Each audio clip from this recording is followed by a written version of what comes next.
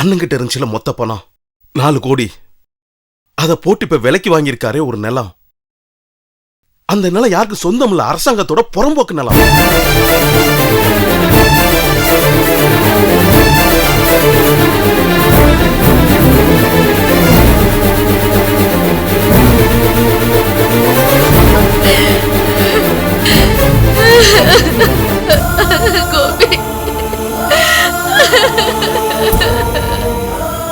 போலி பத்திரத்தை தயார் பண்ணி அந்த அண்ணனை ஏமாத்திட்டான். அண்ணனும் ஏமாந்துட்டாரு. என்னப்பா சொல்ற? பிரசாதோட மொத்த பணமும் போச்சா?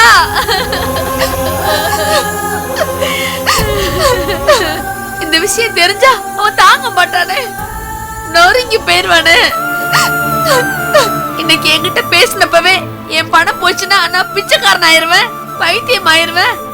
அதுக்கப்புறம் நான் என்ன ஆவன்னு எனக்கே தெரியாதுன்னு சொல்றான். அது மாதிரியே ஆகி போச்சு. ஆண்டவா, அதான் தெளிவா விசாரிச்சிட்டீங்களா? ரிஜிஸ்டர் ஆபீஸ் வரைக்கும் நல்ல தெளிவா விசாரிச்சாச்சு. அந்த அண்ணன் கூட போட்டுக்கிட்ட பத்திரத்தோட காப்பி, கவர்மெண்ட் லேண்டோட பத்திர காப்பி எல்லாத்தையுமே எடுத்து பார்த்தாச்சு.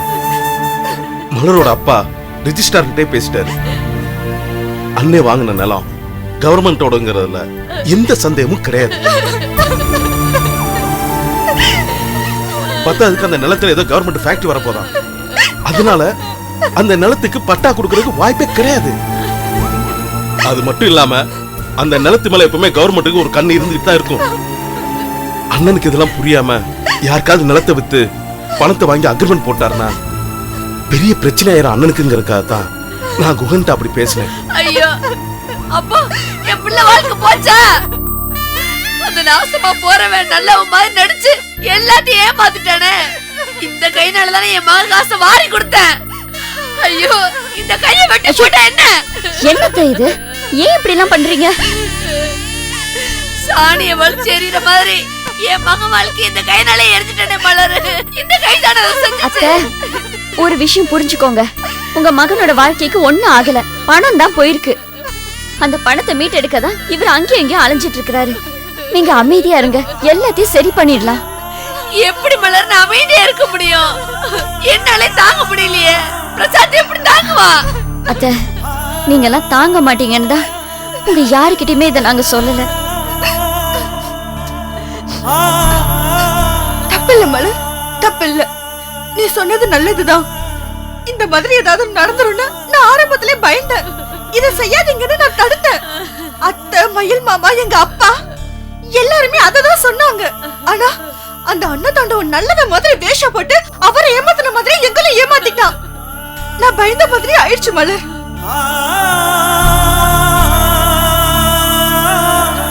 சரிதான், பணம் இருக்குது போகுது, அதை விடுங்க.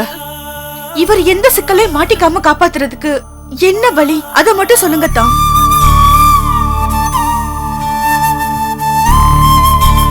மகா, இவ்வளவு பெரிய அதிர்ச்சி நீ உள்ள வாங்கிக்கிட்டு அதுக்குள்ள நீ இவ்வளவு தெளிவாவன்னு நான் எதிர்பார்க்கவே இல்லை மகா.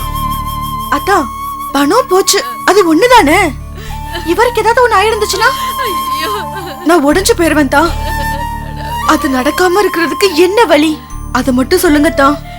டேய், அந்த அன்னதாண்டவத்தை பிடிச்சு அவனை தூக்கி போட்டு மிதிக்கணும்டா. அவனை ஜெயில தள்ளணும். அதுக்கு உண்டான ஏற்பாடுல பண்ணுடா. அவனை கண்டுபிடிக்கத்தாம நான் அலைஞ்சிட்டு இருக்கேன். ஆனா அவனை கண்டுபிடிக்கிறதுங்கிறது லேசான காரியமா எனக்கு தெரியல. நானும் காலையில இருந்து அலையிறேன். அவனை பத்தி ஒரு தகவல் கூட இன்னும் கிடைக்கல. நம்ம ஆசைப்பட்ட மாதிரி உடனே அவனை கண்டுபிடிக்கிறதுங்கிறது கஷ்டம். அது கொஞ்சம் அவகாசம் வேணும்.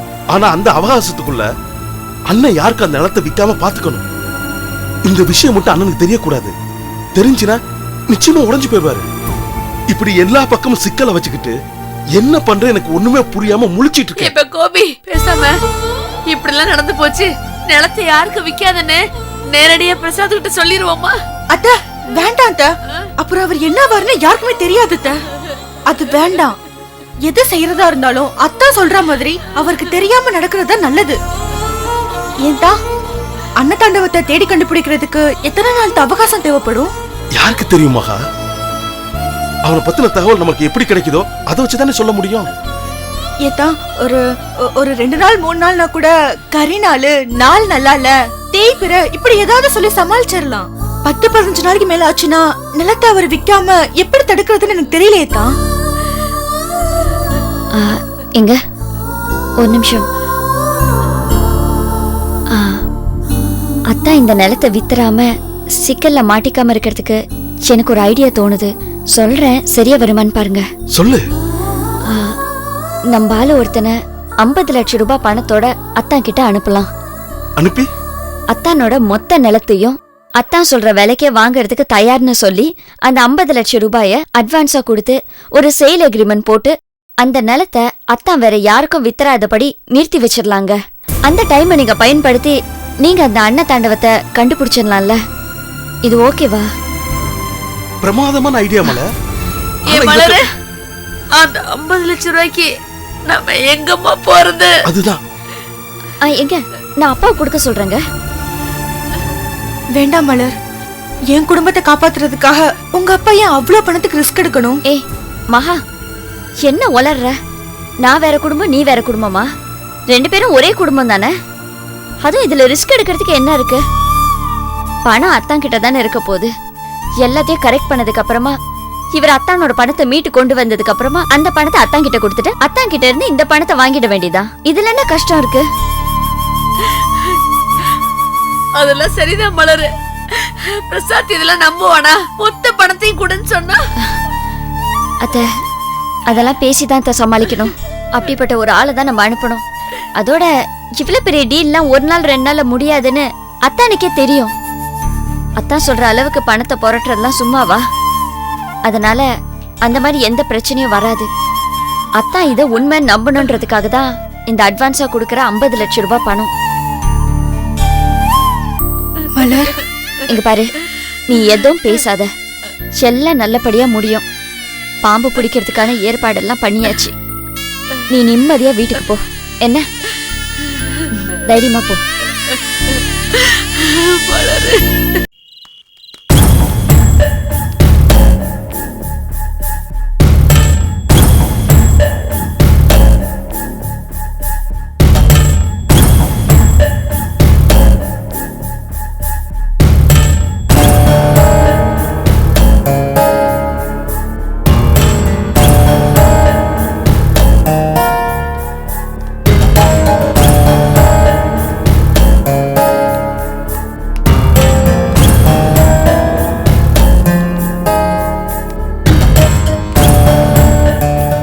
பிரசாத், நான் சாமி வந்திருக்கேன். அப்ப அவ்வளவுதான் உன் மரியாதை எல்லாம், அப்படித்தானே? என் மரியாதை எல்லாம் என்னங்கிறது இருக்கட்டும் சாமி. முதல்ல நீங்க என் மேல வச்சிருக்கிற அன்பு எவ்வளவு அதை முதல்ல சொல்லுங்க. நான் உன் மேல வச்சிருக்க அன்புல என்ன குறைச்சல்? அது எப்பவும் போல அப்படியே தானே இருக்கு. அப்படி இருந்தா இப்படிதான் சொல்லாம கொள்ளாம போவீங்களா? ரியல் எஸ்டேட் கம்பெனிக்கு ஆபீஸ் திறக்கணும் வாங்கன்னு கூப்பிட்டேன், நீங்க வரல. குகனை கோபி களைச்சு விட்டு நிலைமை ரொம்ப சிக்கலா இருக்கு. நீங்க எங்கன்னு தேடுன, உங்களை ஆளையே காணோம். நீங்களாச்சும் போன் பண்ணுவீங்களோன்னு பார்த்தேன், அதுவும் பண்ணல. இப்படி எந்த தகவலுமே இல்லாம காணாம போறதா அன்பா? அப்ப என்னை விட ஒரு முக்கியமான சிசியம் கிடைச்சிட்டான், அதானே? மாப்பிள, என்ன மாப்பிள நீ சாமி போய் இப்படி எல்லாம் பேசுற? வேற எப்படி பேச சொல்றீங்க? அவரு பண்ணதெல்லாம் அந்த மாதிரி தானே இருக்கு.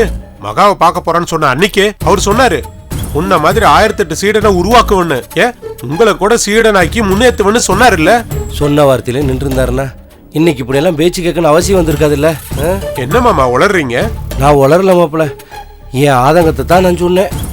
ஆயிரக்கணக்கான சீடரை உருவாக்கணும்னு ஆசைப்பட்டவர் கோடிக்கணக்கான சீடரை உருவாக்குறதுக்காக ஏதாவது வழி இருக்கான்னு பாக்குறதுக்காக கிளம்பினாரு. அது மட்டும் ஒர்க் அவுட் ஆயிருச்சுன்னா இந்நேரம் மொரீஷியஸ், நெதர்லாந்து, ஆஸ்திரேலியான்னு அவர் கிளையில விரிச்சு விட்டுருப்பாரு. ஒர்க் அவுட் ஆகல, அதான் பெரிய பிரச்சனை ஆகி போச்சு. என்ன மாமா பிரச்சனை? யாரோட? அது ஒண்ணு இல்ல, உனக்கு எனக்கு பிரச்சனை ஆயிடுச்சுல்ல, அதை சொல்றான். அவனை விடுப்பா. இங்க பார், நான் எதுக்காக போனேன், எங்க போனேன்னு உனக்கு தெரியுமா? தெரிஞ்சுன்னா முதல்ல இப்படி எல்லாம் பேசுவியா? சாமி, எங்க போனீங்க? உனக்காக ஸ்ரீரங்கத்துக்கும் ராமேஸ்வரத்துக்கும் ஒரு தீர்த்த யாத்திரை போயிட்டு வர்றேன். என்னது? எனக்காகவா? என்ன சாமி சொல்றீங்க? ஆமா பிரசாத், இப்போ உனக்கு நல்ல யோக காலம்தான். அதனாலதான் இப்ப நீ புது தொழிலே தொடங்கியிருக்க. ஆனா உன்னுடைய இந்த யோக காலத்துல சில கருப்பு புள்ளிகள் இருக்கு. அந்த கருப்பு புள்ளிகள் உன்னைய பாதிக்காம இருக்கணும்னா அதுக்காக ஓ நன்மையில அக்கறை இருக்கிறவங்க யாராவது ஒருத்தர் தீர்த்த யாத்திரை போகணும். உன்னுடைய நன்மையில என்னைய விட அக்கறை யாருக்கு இருக்கும்னு நீ நினைக்கிற? மகா எது? என்ன மகா கடைக்கு போறேன்னு சொல்லிட்டு இவ்வளவு நேரம் ஆயிடுச்சு? கடைக்கு தாங்க போனேன், அம்மா வீடு பக்கம் தானே, அப்படியே சுமதியை பார்த்துட்டு வரலான்னு போனேன், அதான் லேட் ஆயிடுச்சு. பாரு, சாமி நமக்காக நம்ம சிக்கல் எல்லாம் தீர்ணுங்கிறதுக்காக ராமேஸ்வரம் ஸ்ரீரங்கம்லாம் போய் தீர்த்தம் ஆடிட்டு வந்திருக்காரு. ஓ அப்படியா? கேக்குறதுக்கே ரொம்ப அதிசயமா இருக்குங்க. சாதாரணமா சாமியாருங்கெல்லாம் பக்தர்கள் தான் தீர்த்தம் ஆடிட்டு வர சொல்லுவாங்க. இங்க என்னடானா சாமியாரே பக்தனுக்காக தீர்த்தம் ஆடிட்டு வந்திருக்காரா? சாமியோட மகிமை தான். சாமி எப்பவுமே வேற மாதிரி தானே மகா? ஆமா ஆமா ஆமா, எது மாதிரி இல்லாத புது மாதிரியான சாமி. பக்தரோட நன்மைக்காக சாமி புழுக ஆரம்பிச்சிட்டாருன்னு வச்சுக்கவே, சாமி புழுகு உலகத்தையே மறைச்சிரும். எல்லாம் பக்தரோட நன்மைக்காகத்தான். ஏன் சாமி? ஏங்க உங்களோட நன்மைக்காக இவர் தனியா போய் மொட்டை அடிச்சுட்டு வந்தாரு, அவரு தனியா போய் தீர்த்தம் ஆடிட்டு வந்திருக்காரு. நம்ம முத்துமாரியம்மன் கோவில்ல நாளைக்கு பூக்குழி இறங்குற திருவிழாவாம். இது வரைக்கும் தனித்தனியா வேண்டிக்கிட்ட சாமியும் சுப்பு அண்ணனும் இந்த தடவை ஒன்னா சேர்ந்து ஜோடியா பூக்குழி இறங்குவாங்கன்னு வேண்டிக்கலாமா? என்னம்மா நீ பாட்டு விளையாடுற? சும்மா என்னவா சொல்லி எங்களை எடுத்து விட்டாதம்மா. இல்ல சாமி, பக்த மேல இருக்கிற அன்பை நீங்க வெளியில காட்டுறதுக்கு ஒரு வழி காட்டணுமேன்னு சொன்னேன். என் அன்ப நாளைக்கு எப்படி நான் வெளிக்காட்டேன்னு மட்டும் பாரு. சாமி நாளைக்கு என்ன சாமி பண்ண போறீங்க? பிரசாத், உனக்காக நாளைக்கு காலையில உன் வீட்டுல ஒரு சிறப்பு பூஜை நடத்த போறேன். அந்த பூஜையோட பலன் உனக்கு கை மேல கிடைக்கும். பொறுத்திருந்து பார் என்ன நடக்குதுன்னு. சாமி எல்லாம் உங்க ஆசீர்வாதம் சாமி. நல்ல நல்ல நல்ல. சரி ரேவதி, ஓகே ஓகே சரிப்பா, வச்சிரவா. டேய் மாப்ள, அவ என்னோட வர்றேன்னு சொல்லிட்டாடா. அதான் மூஞ்ச பார்த்தாலே பிரகாசமா தெரியுதே. சரி எப்ப வராங்க எப்படி வராங்கன்னு கேட்டியா? டேய் உன்கிட்ட பேசாம எப்பறம் அதெல்லாம் சொல்ல முடியும்? திட்டமே நீ தான் போட்டு கொடுக்கணும். ஒரு பையில மாத்து துணியை மட்டும் எடுத்து வச்சுக்கிட்டு ரெடியா இரு அப்படின்னு சொன்னேன், சரின்னு சொல்லிட்டா. ஏண்டா உதவிக்கு ஒருத்தர் இருக்கான்னு யோசிக்கதே மறந்துடுறீங்களா? காதல் மயக்கம். அப்படி இல்லடா மாப்ள, காதலியோட வாழ போறங்கிற ஒரு பரபரப்பு, எதிர்ப்புக்கு இடையில ஓடி போறங்கிற ஒரு பதட்டம், இந்த பதட்டத்துக்கும் பரபரப்புக்கும் இடையில புத்தி ஒழுங்கா வேலை செய்ய மாட்டேங்குதுடா. இப்ப நீ ஏன் சொல்லு, நான் சம்பந்தப்பட்டவன்டா. என்னைய விட எதிரில இருக்க யோசிக்கிறதானடா கச்சிதமாவும் இருக்கும் கரெக்டாவும் இருக்கும். நல்லா பேசுறீங்கடா. காதலிய வச்சு நல்லா வாழ கத்துக்கிறீங்களோ இல்லையோ, காதலிய கவர் பண்ற மாதிரி நல்லா பேச கத்துக்கிறீங்க. பேசி பேசி எல்லாத்தையும் மொழிவிடுங்கடா. பெரிய ஆள்ரா நீ. சரி இரு, நான் போட வேண்டிய திட்டத்தை போட்டுக்கிறேன், வெயிட் பண்ணு. என்ன திட்டம் மாப்ள? ரேவதி அவங்க வீட்டுல இருந்து எப்ப தூக்குறோம்னா? டேய் வீட்டை விட்டு பொண்ணை கலப்பறதுலாம் ஒரு பெரிய வேலை இல்ல, அதை நான் பாத்துக்கிறேன். உங்க 2 பேரையும் இங்க இருந்து கூட்டிட்டு போயிட்டு எங்க ஊர்ல அங்க எங்க தங்க வைக்கிறது நான் திட்டம் போட வேணாமா? அதுக்குதான் இரு, என்னோட மதியுக மந்திரி கிட்ட பேசி என் புத்திய நல்லா தீட்டிட்டு வந்துடுறேன். யார் அது? காரக்குடி ஃப்ரெண்டா? டேய் என் பொண்டாட்டி காமு கிட்ட. மாப்ள டோட்டலா சரண்டர் ஆயிட்ட போல இருக்கு. டேய் சரண்டர் ஆகி ரொம்ப காலமாச்சு. அவ இல்லனா நான் எப்பயும் நாசமா போயிருப்பேன். சரி இரு, நான் பேசிட்டு வந்துடுறேன்.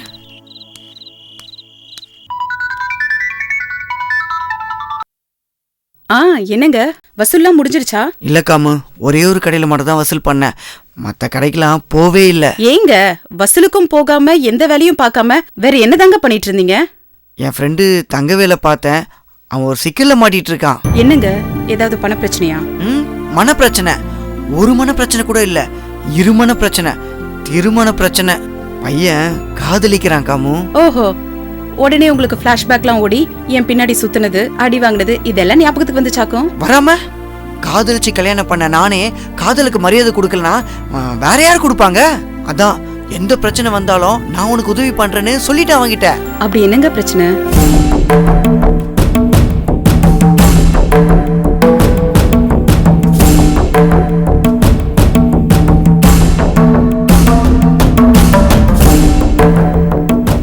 அவனுக்கு வேற போக்கிடம் கிடையாது, உதவி செய்யறதுக்கும் நம்மளை விட்டா வேற யாரும் கிடையாது. அதனால அவங்கள நம்ம ஊருக்கு தான் கூட்டிட்டு வரணும்.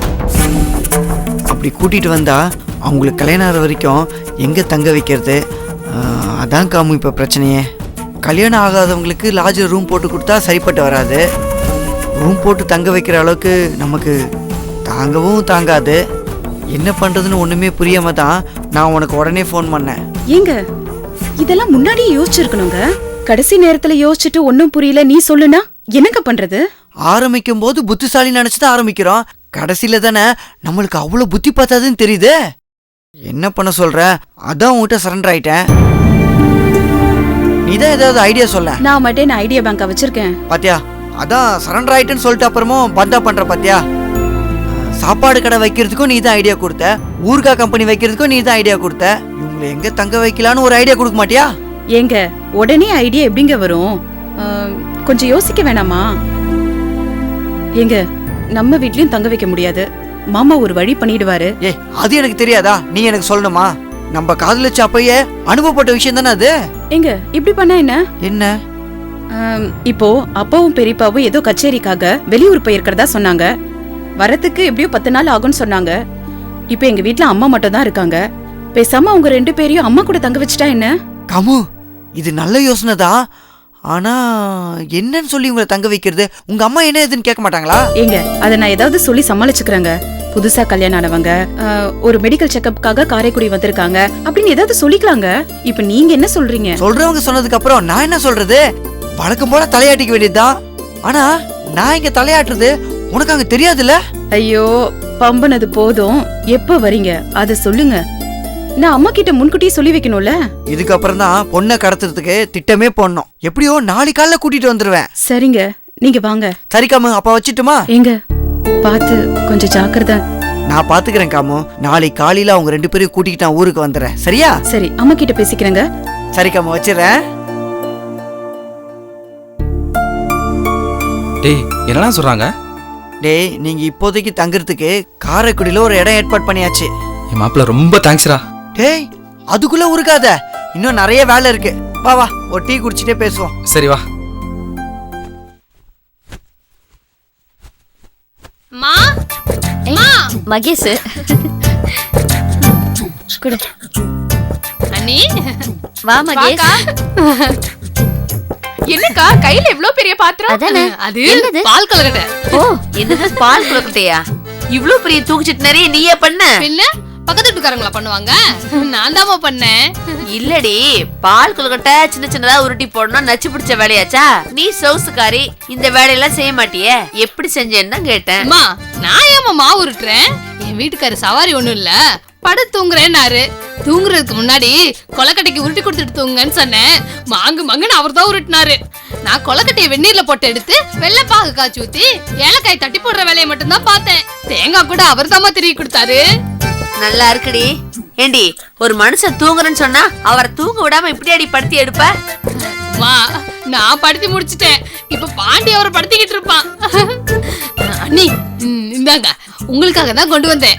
மாசமா இருக்கீங்க, ருசியா ஏதாவது சாப்பிடணும் போல தோணும்ல, அதனாலதான் செஞ்சு எடுத்துட்டு வந்தேன். ஆமா நீ அக்கா எப்பவும் இங்க இருந்து தான் எதையாவது எடுத்துட்டு போகும். வாழ்க்கையில இதான் ஃபர்ஸ்ட் டைமா அங்க இருந்து இங்க எடுத்துட்டு வந்திருக்கு. ஏய் கொழுப்பாடி, உனக்கும் கல்யாணம் ஆகி நீ இங்க இருந்து எடுத்துட்டு போவல, அப்ப பாத்துக்கிறேன்டி உன்ன.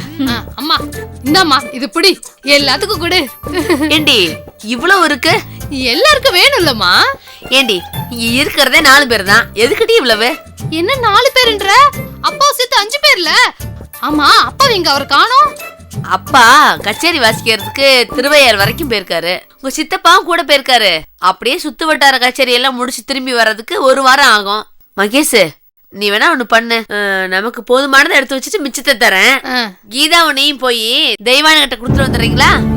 பாவம், உங்க சித்தப்பா வேற இல்ல, ஒத்தையில கிடப்பா. நீ போய் அவளை பாத்துட்டு வந்த மாதிரி இருக்கும், இத குடுத்துட்டு வந்த மாதிரி இருக்குல்ல. என்ன அங்க இங்கேயும் அலைய வைக்கலன்னா உனக்கு சரியா இருக்காதே. ஏ நடடி, நடந்தா நல்லதுதான், உடம்பு கொஞ்சமாவது குறையும். அத நீ முத செய்யுமா. எப்படி கூசாம பேசிட்டு போதுன்னு பாருங்க. நீ விடு மகேஷ், நல்லதுக்காக தானே சொல்றாங்க. அதுவும் சித்தப்பா இல்லாத நேரத்துல நீங்க 2 பேரும் உங்க சித்தியை போய் பாத்துட்டு வந்தீங்கன்னா அவங்களும் சந்தோஷப்படுவாங்களா? போயிட்டு வாங்க, அதுக்காக தான் சொல்றாங்க. நீ உன் சித்தியை கொண்டு கொடுத்து வந்துரு. கீதா நீ கூட போயிட்டு வந்துருமா? சரிம்மா, வரேன். நீ ஏமா உனக்கு கொஞ்சம் பவுல்ல போட்டு தரவா? இல்ல, நான் அப்புறம் சாப்பிடுறேன். வெளில கிளம்பிட்டீங்களா? அப்பா வந்திருக்காரு, வாங்க வாங்க வாங்க சம்பந்தி. என்ன சம்பந்தி, பிள்ளைய 2 வெளில போய்கிட்டு இருக்குங்க? தெய்வான வீட்டுக்கு அனுப்பிச்சேன், நீங்க உட்காருங்க சம்பந்தி. பரவாயில்ல சம்பந்தி. அப்பா என்னாச்சுப்பா? ஏற்பாடுலாம் பண்ணியாச்சா? எல்லாம் ஏற்பாடு பண்ணிட்டேன். நம்ம சண்முகம் இருக்கான்ல, என் சிநேகிதன், அவனத்தை பிரசாத் மாப்பிள்ளைகிட்ட நம்ம ஆள போறதுக்கு தயார் பண்ணிருக்கேன். பணம் பணமெல்லாம் ரெடி பண்ணிட்டோமா? நம்ம ஆளு எத்தனை மணிக்கு களத்துல இருக்கணும் அதை மட்டும் சொல்லு. ஒரு 11 மணிக்கு போக சொல்லுங்கப்பா. சரிம்மா, அப்ப நான் சொல்லிடுறேன். சம்பந்தி, பிரசாத்தை எப்படியாச்சும் இந்த சிக்கல்ல இருந்து வெளியே கொண்டு வந்துருங்க சம்பந்தி. இவங்க அப்பா வேற கோவத்துல வெளியூருக்கு போயிட்டாரு.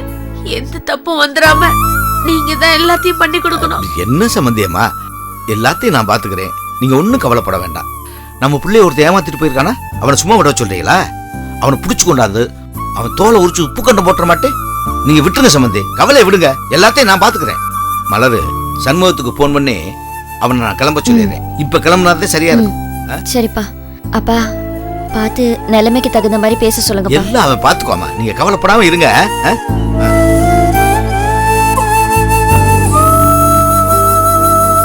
மலரு, நீ உங்க அப்பாவும் இல்லனா இந்த பிரச்சனையில நாங்க என்ன பண்ணிருப்போம்னு எங்களுக்கே தெரியலம்மா. அத்தை, எதுக்கத்தான் இதெல்லாம் பேசுறீங்க? நீங்க பேசாம இருங்க, எல்லாம் நல்லபடியா நடக்கும்.